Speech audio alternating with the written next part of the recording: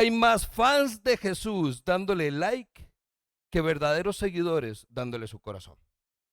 Y eso es preocupante. Eso nos llama a nosotros a entender que hay algo que tiene que cambiar. Jesús quiere redefinir la relación que tiene contigo. Él quiere que haya claridad en qué es la posición en que estás y cuál es su relación con Él directamente. Responder el desafío de una pregunta como esta va a requerir más esfuerzo del que imaginas. A estas personas, que entonces podríamos ser nosotros, no podemos decir que sean seguidores de Jesús. Hablo de las personas que usted ve que a cada rato entonces le dan like a los versículos que todo el mundo pone. Hoy con los grupos de WhatsApp no falta quien mande un versículo ahí que diga que Dios les bendiga. Hay personas que entonces están posteando las enseñanzas de otro lado y está bien. No digo que sea mal y que no haya que hacerlo, pero lo único que muestra es que hay gente que es fan de Jesús. Pero verdaderos seguidores, muy pocos. La palabra entonces que nos describe es fans. Una palabra que quizás es muy moderna, es un lenguaje muy contemporáneo, por lo cual buscamos una definición en el diccionario y se define así. Es un admirador entusiasta, como esos que sonaron ahora apoyando a su equipo. Pero hasta ahí llegamos. Hay admiración, hay entusiasmo, pero no estamos nosotros en el campo. No nos afecta realmente lo que esté pasando en realidad. Y ahí es entonces donde tenemos que plantearnos. Vivimos nosotros hoy en la era del follow, del seguir. Seguimos cuentas, seguimos gente, seguimos restaurantes, seguimos entonces a cualquier persona que hoy se hace llamar influencer. Las marcas están en este mundo. Hoy todos conocemos información, contenido, pero no tenemos ninguna relación con estas personas. Hoy nosotros vemos que es más común darle like a las palabras de Jesús que ver personas que la ponen en práctica. Hoy nosotros entendemos que hay que obedecer, que pagar el precio, que hay que dejarse transformar, que hay que dejarse incomodar, pero eso no es tema tendencia en la vida del creyente. ¿Sí me estoy dando a entender? Hay muchas cosas que vivimos por pasión, pero no con el corazón. A Jesús lo aplauden mucho, pero lo siguen muy pocos. Hay gente que conoce de Él, pero no sabe realmente quién es Él. Familia, lo cierto es que todos quieren al Jesús Salvador, pero no al que es su Señor. Esa es la diferencia. Una cosa es que me agrade Jesús, que me convenga estar en el equipo de Jesús. Y otra cosa es que yo le diga que te seguiré y serás el Señor de mi vida. Así que comienzo hoy con una pregunta. ¿Eres o no un seguidor de Jesús? Y por favor no se apresure a responder. Quisiera que tomemos el tiempo. 4 semanas vamos a estar tocando el tema. Porque antes de tomar una decisión que va a cambiar nuestra vida para siempre, tenemos que estar claros en lo que implica realmente ser un seguidor de Jesús.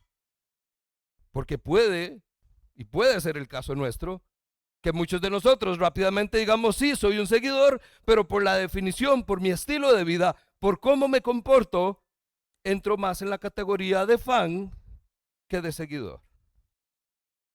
Porque nuestro estilo de vida, nuestra forma de hablar, nuestra forma de comportarnos, nuestra forma de vivir es lo que da testimonio de lo que realmente está en nuestro corazón. Así que tampoco se trata de ponernos la camiseta, porque todo el mundo sabe que la camiseta en algún momento se quita. Es realmente que la gente nos vea y pueda decir, son seguidores de Jesús. Y la línea es muy delgada. El problema en esta pregunta es que resulta casi imposible ser objetivo. Es más, usted la responde y ya está siendo subjetivo. Porque obviamente usted va a decir lo que le conviene. Es subjetivo también porque ¿cuáles son los parámetros que usaríamos para medir si soy o no un seguidor de Jesús? Son amplios, son complejos. Cada quien va a usar lo que más le convenga. Pero lo cierto es que la Biblia establece muy claro cuál es la diferencia en un seguidor de Jesús. Jesús es quien nos va a marcar la cancha. Para efectos prácticos, vamos a definir entonces a un seguidor de Jesús como aquella persona que decide responder al llamado rabínico de Jesús de seguirle. Porque lo que encontramos en la Escritura, Jesús a sus discípulos uno a uno se acercó y les dio esta palabra: sígueme, sígueme. Un seguidor es el que le dice: Señor, te sigo. Vamos entonces a la palabra y vamos a ver el ejemplo de cómo esto es lo que nos marca nuestro primer partido en esta serie. Si tiene su Biblia, acompáñeme a Mateo capítulo 4. Ahí es donde vamos a estar hoy.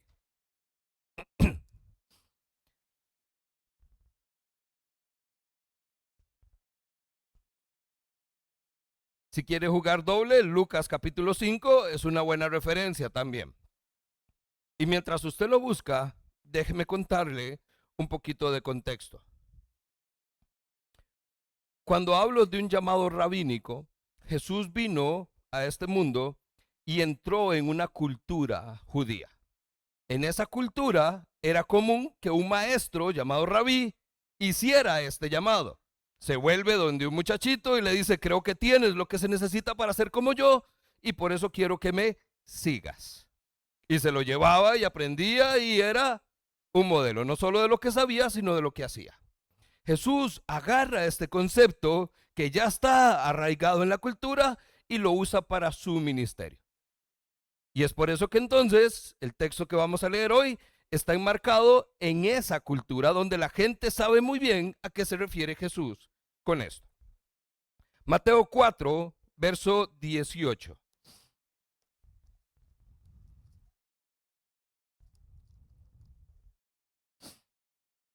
Leo Nueva Versión Internacional. Dice: mientras caminaba Jesús junto al mar de Galilea, vio a dos hermanos. Uno era Simón, llamado Pedro, y el otro Andrés.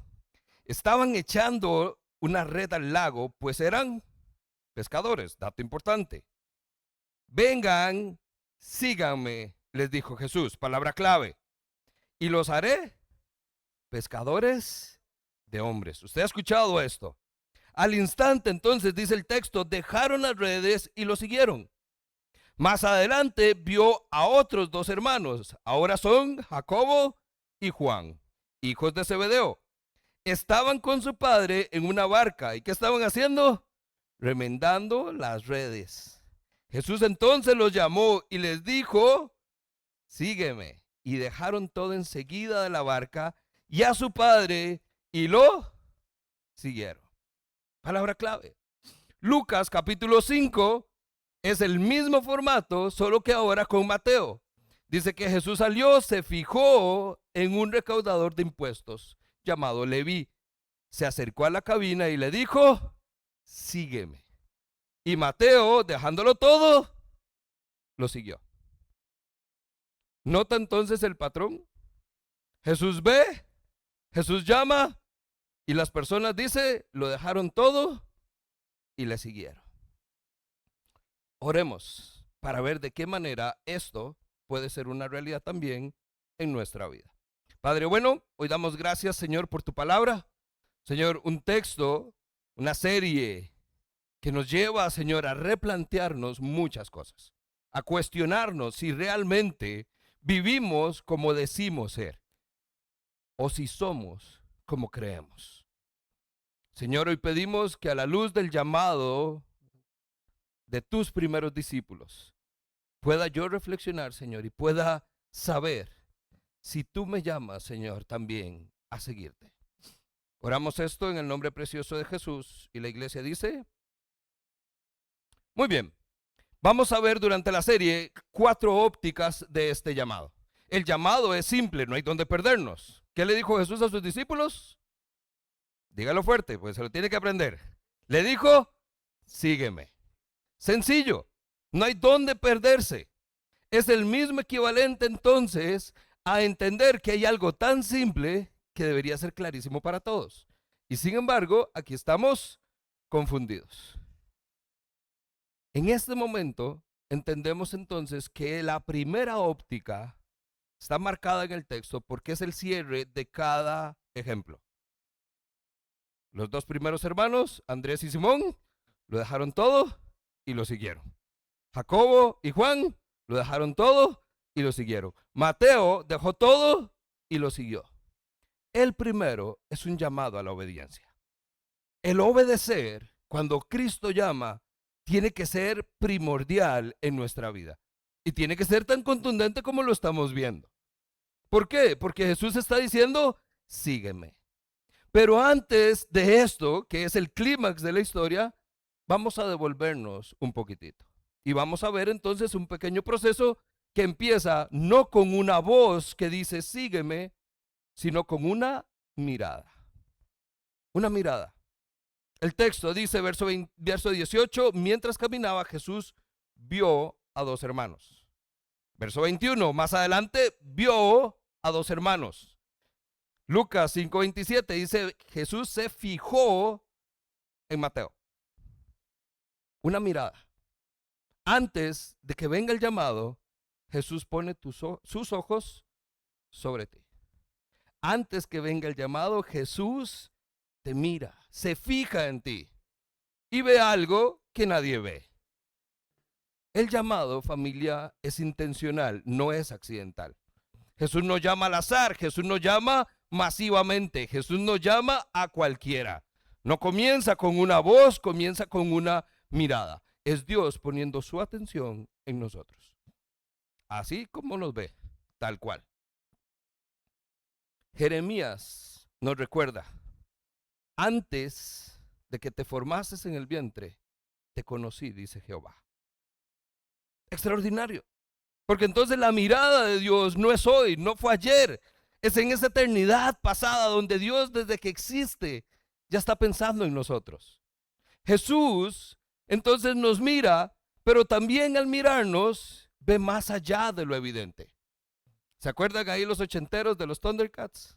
Aquella espada que tomaba el león y decía, permíteme ver más allá de lo evidente, lo que no está en mi alcance de mis ojos, lo que está más allá. Porque claramente si Jesús nos ve, ¿qué está viendo? Pero Él no ve el físico, Él está viendo el corazón. Jesús vio a Pedro y no vio un predicador, era un pescador. Jesús ve entonces a Leví y no es alguien que va a registrar toda su vida. Era un simple cobrador, un traidor del pueblo. Pero eso es lo que la gente dice. Pero Jesús ve más allá de lo evidente. Es lo que nos recuerda cuando David es ungido como rey. Primera Samuel nos cuenta la historia. Samuel va por mandato de Dios y dice, voy a ungir, voy a escoger al que va a ser el siguiente rey. Y apenas pasa, entra a la casa, viene el hijo primogénito de este hombre que tiene 7 hijos. ¿Hay de dónde escoger? Y dice que lo ve, que era un hombre apuesto, que era un hombre con porte. Dice, fijo, este es el Señor el quien ha puesto sus ojos. Y Dios inmediatamente le dice a Samuel, no, no es él. El hombre mira lo que está delante de sus ojos, pero Jehová mira el corazón. Primera Samuel 16:7. Dios ve más allá de lo evidente. Donde otros ven un oficio, Jesús ve propósito. Donde otros ven debilidad, Dios ve posibilidad. Nosotros tenemos que entender que el llamado es por una razón. Que tenemos que entender que Jesús no está buscando personas perfectas. No está buscando la persona idónea para un puesto. Está buscando a alguien que esté dispuesto a responder en obediencia cuando Él haga el llamado a seguirle. El llamado no comienza con perfección, comienza con disposición, familia. Con personas como usted y como yo. Pablo, 1 Corintios capítulo 1. Pablo dice, Dios no eligió lo fuerte, Él eligió lo débil de este mundo para traerse abajo lo fuerte. Es en nuestra debilidad, en nuestra imperfección, donde Dios está viendo que hay oportunidad de formar carácter, de llevarnos al siguiente nivel. de mostrarnos lo que podemos llegar a ser. Así que no te menosprecies. El discipulado comienza cuando entiendes que no fuiste tú quien encontraste a Jesús, sino que Jesús te encontró a ti, porque ya te había visto, te fue a buscar y hoy te está llamando. Jesús te vio antes de que le dieras un like. No eras tendencia y ya fuiste llamado. Jesús no hace un scroll ahí para ver cuál es el perfil idóneo. Jesús dice, tú. Y pone sus ojos sobre ti. Vuelvo a hacer una pregunta. ¿Eres un fan o un seguidor? Tienes que hacer un diagnóstico sincero. Tienes que verte al espejo y tratar de ver qué es lo que Cristo puede encontrar en ti. Y genuinamente preguntarte si ya el llamado llegó. Número 2, si está tomando nota, el llamado no solo es intencional, sino que entonces irrumpe en tu rutina. No es un evento espiritual, no es en tu comodidad religiosa, no es un domingo por la mañana en el templo. Si Jesús te va a llamar en el lugar en donde estés. Dice el texto que Jesús entonces iba caminando y vio, ¿qué? A 2 pescadores que estaban pescando. Vio a otros 2 pescadores que estaban preparando las redes para ir a pescar. Vio a un Leví sentado en la cabina cobrando impuestos, haciendo contabilidad. ¿En qué momento te vas a llamar Jesús? En tu rutina, en tu casa, en tu trabajo, ahí donde estés, en tu vecindario. El llamado pareciera que nosotros lo hemos limitado o lo hemos puesto como si fuera una experiencia espiritual en un evento extraordinario. Campamentos, retiros, todo lo que podamos hacer. Entonces vamos a un congreso, vamos a un campamento. No pasa ahí. No sucede un domingo en la mañana. No es durante la adoración. Estos hombres no estaban orando, no estaban leyendo la Biblia. Jesús no se metió a la sinagoga a buscar personas preparadas. Buscó personas imperfectas en situaciones cotidianas. Nuestra probabilidad de ser llamados, familia, es sumamente alta. El enfoque no solo está entonces en a quién llama Jesús, sino cuándo y dónde. Porque el quién podemos ser nosotros, cualquiera de nosotros. El asunto es si estás en el lugar correcto, si estás escuchando atentamente a aquel quien dice ser tu Señor. Ese es el desafío que tenemos. Es en la vida diaria, no en el templo, no en la cotidianidad. Ahí donde estamos, Jesús irrumpe la rutina, no en la religión. No es un tema de iglesia, es un tema de una realidad. Nosotros tenemos que entender que hay muchos que buscan al Jesús que consuela. Podemos exaltar a Dios cuando ha hecho algo maravilloso en nuestra vida, pero no tenemos la misma capacidad de alzar nuestras manos cuando estamos en debilidad, cuando acabamos de ser golpeados por el dolor y el sufrimiento. Nosotros entonces entendemos que un Jesús que consuela, claro que es necesario, pero un Jesús que confronte, mejor no, Señor, porque me vas a hacer sentir incómodo. Esa es la diferencia entre un fan y un seguidor. El llamado entonces no es un evento espiritual, no es un evento religioso, es una interrupción divina en un momento cotidiano. Y ahí es donde tienes que estar expectante. En ese momento, ahorita, aquellos que hoy puedan sentir que usted está, su oración es: Dios, cámbiame de trabajo, quiero estar en otro lugar, ya estoy harto de hacer esto. Puede ser el lugar idóneo, porque ahí es donde te puede llamar el Señor. Nosotros tenemos que entender que si Jesús no irrumpe en tu rutina, probablemente no lo estás siguiendo todavía. Si solo escuchas su voz aquí en el templo, no lo estás siguiendo todavía. Porque su voz, su presencia te acompaña siempre. Pero tenemos que estar atentos. Tenemos que estar dispuestos. Vea algo interesante. Pedro es uno de los que se menciona acá. Podríamos tomar la vida de cada uno de ellos. Hago el ejemplo con Pedro. Pedro no estaba en su mejor momento. Cuando Jesús lo llama, no es la mejor versión de Pedro. Creo que la mayoría podemos conocer la historia. ¿Cómo termina Pedro después? 3 años de estar con Jesús y aún así lo traiciona, lo niega, le queda mal, hace todo el alboroto, pero no entiende bien las cosas. Vea lo que cuesta poder decir si es un seguidor de Jesús. Cree, pero no lo es todavía. Es hasta que Jesús irrumpe en lo cotidiano. Jesús se entiende que Pedro está agobiado, se va a pescar otra vez. Sale a pescar y ¿qué trajo? Nada. Nada. ¿Cómo cree que viene? Obstinado, cansado. Está entonces, dice, vaya, yo no sé qué hacer. Está frustrado, agotado, no tiene resultados, nada le sale bien. Y Jesús se acerca y le dice, tire la red al otro lado. Jesús, vea, con mucho respeto, usted es carpintero, yo soy pescador, yo sé de qué se trata. Obedece, tira la red del otro lado. Y es la pesca milagrosa. ¿Cuántos de nosotros somos como Pedro? No, Señor, la excusa, yo creo que ya, no, ya eso lo probé, Señor. Obediencia es el hilo central que está atravesando nuestra historia. Es entender que aunque no tenga sentido, tiene propósito. Pero tienes que estar listo para responder.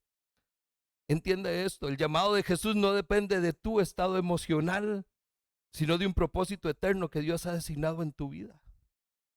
Entonces, ¿por qué te fijas en lo que hoy es débil, cuando Dios está viendo lo que puede convertir en algo fuerte? El llamado siempre va a desafiar tu lógica, no solo tu comodidad. El incomodarnos es una buena seña, pero cuando usted dice, vea, esto me está volando la cabeza porque no tiene sentido, tiene propósito entonces. Y lo abrazamos como tal.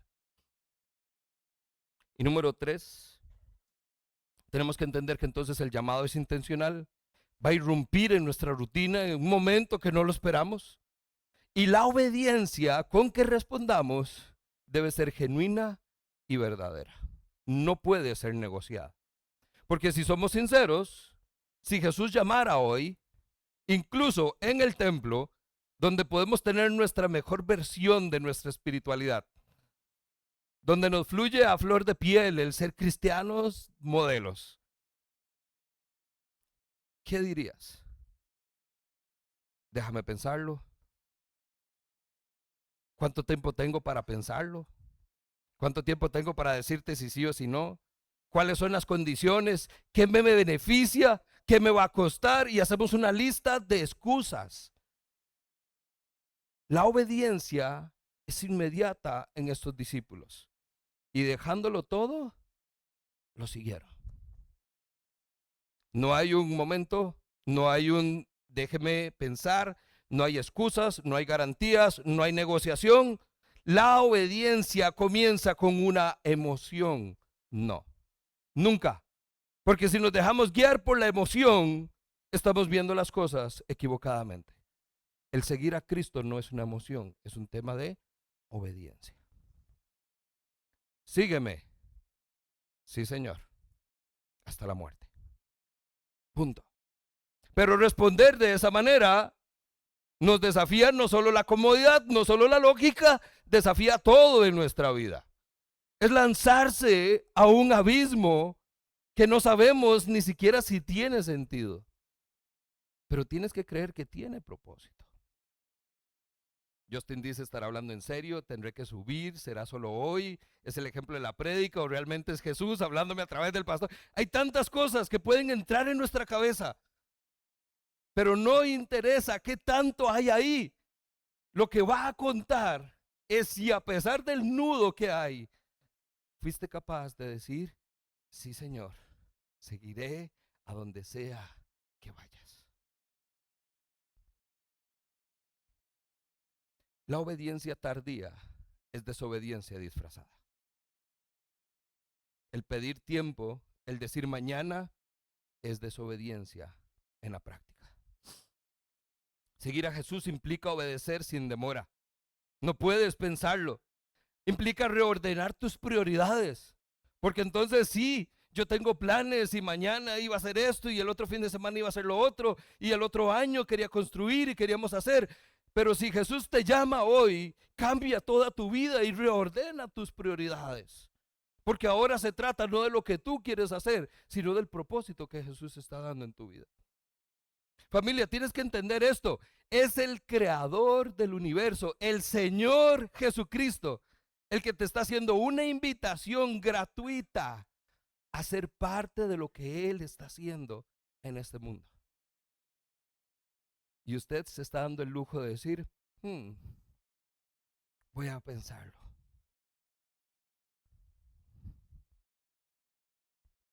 Seguir a Jesús, familia, implica una decisión. Una que se toma no con el corazón, no con la mente. Es simplemente por una convicción de parte del Espíritu Santo, que es tu Señor Jesucristo, el que hoy te dice, sígueme, sígueme. Vuelvo a hacerte la pregunta. ¿Eres solamente un fan o eres un seguidor de Jesús? Hay muchos fans, los tenemos por todo lado, metidos en la iglesia también. Son los que comparten versículos, levantan las manos, le pasan dando like a todo. Tienen Vida Abundante Grecia en YouTube como el canal más visto. Pero no es suficiente. No es suficiente. Necesitamos seguidores que entonces suelten sus redes, dejen sus barcas, abandonen sus seguridades y obedezcan sin negociar. Esa es la mayor diferencia. Y es gente que tiene que tomar una decisión que no la puede postergar porque el tiempo apremia. Familia, Mateo capítulo 7. Jesús confronta a sus discípulos en un momento donde ya tienen tiempo suficiente para haberse hecho la pregunta, si este es alguien a quien sigo de corazón o es alguien a quien simplemente admiro. Y Jesús usa estas palabras: no todo el que me dice Señor, Señor, entrará al reino de los cielos. Pero ¿cuántas veces Señor, Señor, Señor? Yo, sí, no todos ustedes. Dice el texto: solamente entrarán aquellos que verdaderamente hacen la voluntad de mi Padre que está en el cielo. ¿Sabe cómo se llama eso? Obediencia. Obediencia. Lo mismo que dijo Jesús antes de ascender al cielo, se vuelve a sus discípulos y les dice, vayan y hagan discípulos, enseñándoles a qué? A obedecer. Pero no nos están enseñando a obedecer, nos enseñan a seguir, nos apuntan a quién seguir, pero no nos enseñan a obedecer. Familia, el llamado de hoy es a la obediencia, al responder cuando es justo el momento. Porque el texto continúa diciendo, en el día del juicio, dice Jesús, muchos me dirán, Señor, Señor, profetizamos en tu nombre, hicimos cosas en tu nombre, hicimos milagros, sacamos demonios. Pero yo les responderé, dice Jesús, apártense de mí, hacedores de maldad, porque no sé quiénes son ustedes. Si no eres un seguidor de Cristo, Cristo no te conoce. ¿Cuántas cuentas nosotros seguimos y la gente ni sabe quiénes somos? Le sale la notificación de sí, Oscar te está siguiendo, pero ¿y quién es? ¿Qué importa? Pero cuando hay una relación íntima y personal, Jesús sabe quién es. Jesús sabe tu nombre. Y en el día del juicio, Jesús te reconocerá como uno de sus seguidores. No como uno más del club de fans, que como pasa siempre en los conciertos y en los estadios, les toca echarse el rollo desde afuera, desde la puerta, porque no lograron entrar. Jesús no quiere tu like, Jesús quiere tu vida. Él no quiere tu corazón en forma de un emoji, quiere tu corazón como un sacrificio vivo en adoración. Jesús no quiere que lo sigas en redes sociales, Jesús quiere que dejes tus redes para que le sigas en obediencia. Familia, Jesús no te está pidiendo que lo admires. Jesús hoy te pide que lo sigas.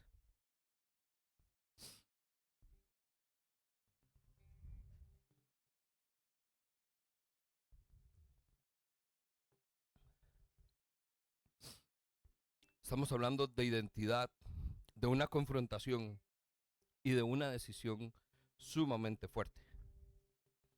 No te apresures a tomarla, pero tienes que ser consciente de que si aquel que te vio te llama, estés listo para responder. ¿Estás dispuesto a responder en obediencia y a seguir a Cristo? El día de hoy, entonces, Jesús nos da la oportunidad de tomar un aspecto en consideración antes de tomar esa decisión. Y es lindísimo porque entonces aprendemos sobre la práctica. Porque esa decisión tiene un costo y muy alto. Si quieres saber cuál es, venga la próxima semana, parte 2. Pero hoy Jesús te va a dar un pincelazo de qué conlleva. Porque su obediencia, la cual es modelo, Jesús obedeció al Padre en todo. Dice la Escritura que Jesús fue obediente y obediente hasta su muerte y muerte de cruz. Su sacrificio, ese momento en que entregó su vida por usted y por mí, es la muestra más profunda de obediencia. De una obediencia que viene, como dice Juan, si me aman, obedecerás mis mandatos. No una obediencia a regañadientes, no porque tengo que, no porque de ni modo, no hay nadie más, sino me nace. Es la reacción natural del amor de Dios. Nos lleva a decir sí, Señor, lo que sea. Y aún en el momento en que Jesús pudo haber considerado su llamado, estando en el Getsemaní, él dijo, Padre, si es posible, quita de mí este cáliz, pero si es tu voluntad, no la mía. Entendió muy claro que cuando uno le dice sí a quien te llamó, puedes opinar, puedes decir, pero tienes que obedecer. Independientemente de si lo que pidas o digas cuenta. Probablemente ese momento Dios lo abrazó, lo llenó del Espíritu Santo y Jesús se levantó fuerte, más fuerte que nunca, no débil, con fuerza para decir, sí, Señor. Y al Padre en ese momento le dijo, hasta la muerte. Y estando en la cruz, aquellos quienes lo golpearon, lo señalaron, lo condenaron, los que le escupieron, cuando los vio les dijo, Padre, perdónalos porque no saben lo que hacen.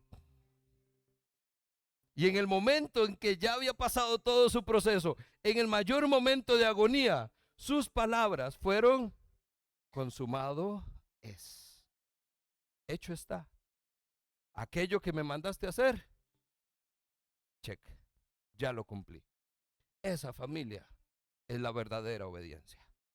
La obediencia que demanda un llamado como sígueme.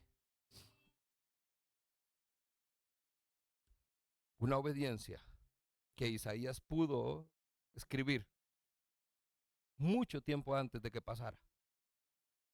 Porque entonces dice que como cordero inmolado fue el Mesías a la cruz.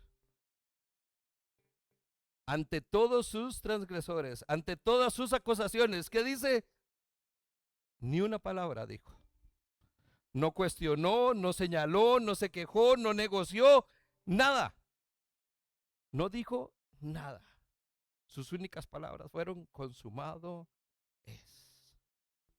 Palabras de amor, palabras de perdón. Esa es la verdadera obediencia. Y si eso fue lo que le costó a Jesús ser obediente, ¿por qué esperarías que para ti es más fácil? Si sus discípulos, estos discípulos que se mencionan acá, terminaron perseguidos y mártires por seguir sí o sí a Cristo hasta el final, ¿qué crees que hace que tu llamado sea más sencillo o diferente? Hay un costo y es muy alto, porque nos va a costar la vida. La pregunta es si aún así estás dispuesto a decir, Sí, Señor.